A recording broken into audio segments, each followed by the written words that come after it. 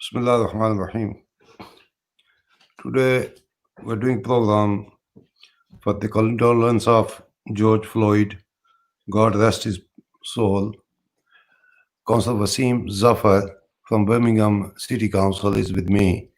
Wasim Zafar, I'll ask you what's happening in the US about the murder of this young man.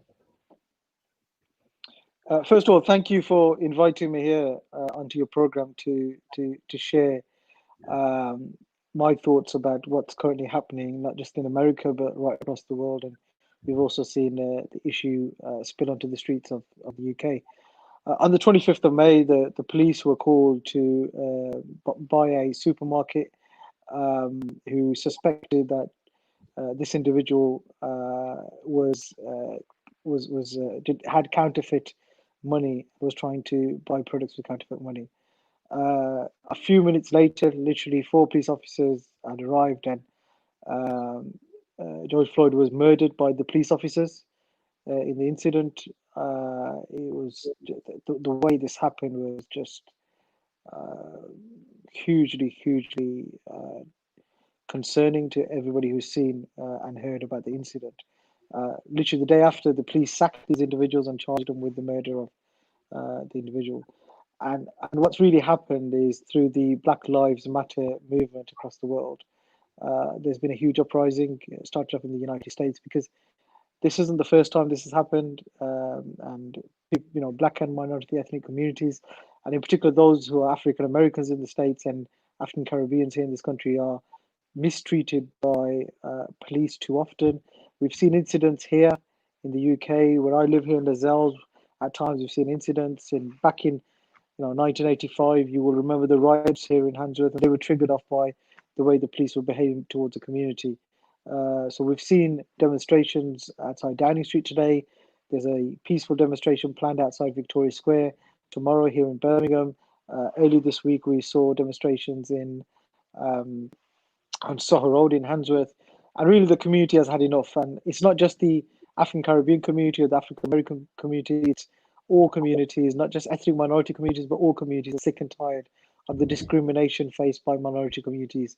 We've seen the government publish a report that there's been a disproportionate number of deaths in the ethnic minority communities, with the Bangladeshi community, the UK, being the ones that have been hit the hardest, according to the figures released by Public Health England. And again, this is all adding to the mix of frustrated and angry communities who feel that there's this unfair and inequality right across the world.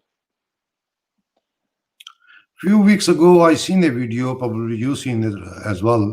In Newton, a young boy was treated badly by a police officer. He was not doing anything wrong, but the police officer treat him very badly, throw him on the ground, and then I think police authority take action on that one as well against the officers. What do you say about that? So yeah, that video and a number of other videos have circulated on social media. I have seen them, and they are being investigated by the Police Professional Standards Department, but also by the Independent Police Complaints Commission, the IPCC, who have expressed deep concern about a number of incidents that have taken place here in the West Midlands, and they're taking it very, very seriously. And these issues have been simmering here in our neighborhood, in our community, in our city, in our region for some time now, and we really need to get a grasp of this. It's if the investigation does come forward and report that the police officers acted inappropriately, the relevant action needs to be taken against them. We know that historically there have been issues about stop and search. I did some piece of work in a role I had at the council a few years ago, which looked at the disproportionate level of stop and search. And one of the reports I looked at, it said that you're 42 times more likely to be stopped by the police if you're from the African Caribbean community than if you're white. That is just unbelievable, an unbelievable level of inequality. So we really do have to look at the way that public servants are behaving. And one of the things I've always argued for is reflective governance, that in at every single level of public sector institutions, we need to have the right level of representation of ethnic minorities. And in a diverse area, a diverse region such as the West Midlands, we need more senior police officers from ethnic minority communities to reflect the diversity of our city and region. So those issues are all um, sort of you put them into a melting pot alongside COVID and the challenges of that, the issues in the States, the issues here, and then the general frustration of the lockdown. And there's a lot of angry people out there, and many of them have every right to be angry because there's a lot that's happening which is absolutely wrong. Do you think in Britain and especially in Birmingham, the authorities, especially police authorities, are they working on equality basis or on racism? So racism, it's unfortunately on the rise. I've been a victim of racism, both online and offline racism, and the whole phenomena has increased substantially over recent years. And there's been many trigger points. I personally felt, um, whilst I'm not saying that everybody who voted Leave is racist, that I'm not making that assertion whatsoever. A lot of good people voted Leave, but there was some individuals who were out there campaigning. I'm not even saying they're directly linked to the Leave campaign, but that whole campaign, there was serious issues around racism and the way that whole thing operated. Then we've seen a rise again of the far right in this country, whether it's the EDL, the BNP. It's the same sort of individuals who keep changing their name, Britain First, and they are real issues. And there's institutional racism within some authorities too that needs to be, that cancer needs to be eradicated. You come across bad apples in every organization, but what I'm absolutely clear about is West Midlands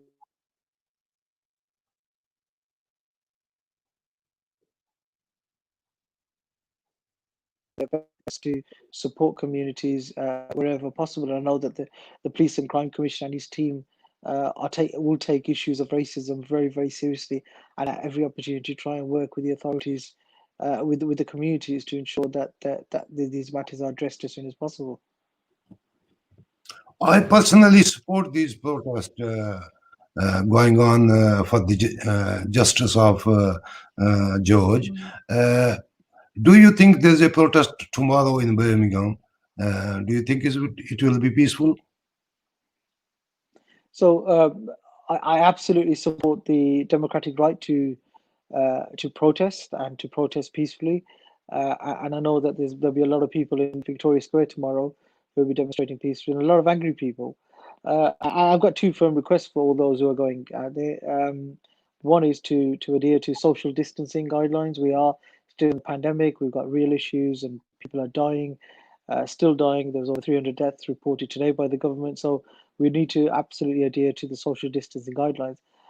And whilst we are frustrated, we are angry, we absolutely have to demonstrate peacefully, and that we were playing right into the hands of those that undermine our diverse communities if there was any spillover of anything other than a peaceful demonstration. So I'm very confident that the people of Birmingham, who we have demonstrations, on all sorts of matters. We've seen demonstrations on the issue of Kashmir. We've seen demonstrations on matters of Palestine. We've seen demonstrations of people who are campaigning on all sorts of issues, and the vast majority of times they're always peaceful. You get a very small minority who try to utilize the opportunity for other means, but I'm sure that tomorrow the Black Lives Matter demonstration in peaceful demonstration in Victoria Square will be peaceful. Yes. Councillor Wasim, thank you very much to join me. Thanks. Thank you for inviting me.